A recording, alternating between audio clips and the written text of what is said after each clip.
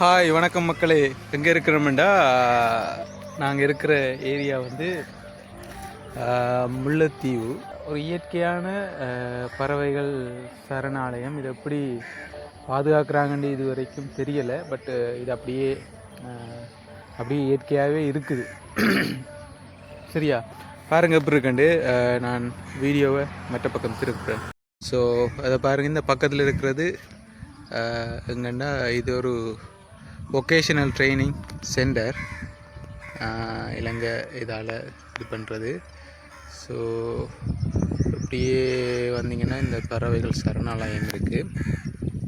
So அதுக்கு அங்கால பார்த்தீங்கன்னா ஒரு ஆர்மி கேம்ப் மாதிரி ஒன்று இருக்கிறது.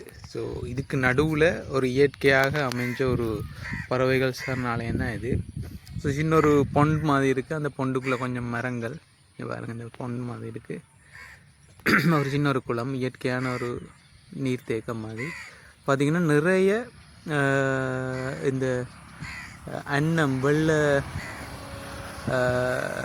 கொக்குகள் டைப்பில் இருக்கிற சில பறவைகள் இப்படி இந்த மரத்தில் இந்த மரங்களில் தங்குது. அதே நேரத்தில் அதுகள் பறந்தும் ஒரு தங்குமிடம், அதாவது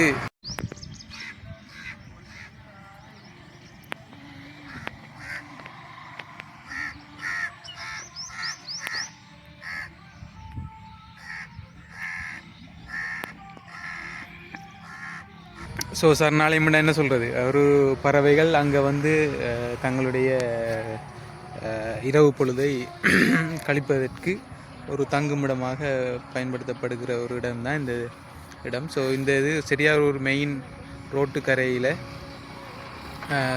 ஒரு சைட்டில் இருக்குது. ஸோ சுவாரஸ்யமான தகவலை நாங்கள் தெரிஞ்சு கொள்ளலாம். இது ஒரு முல்லைத்தீவு பிரதேசம். முல்லைத்தீவு பிரதேசத்தில் இந்த காணொளி பதிவிடப்படுகிறது. ஸோ இன்னொரு வீடியோவில் உங்களை சந்திக்கிறேன். நன்றி, வணக்கம்.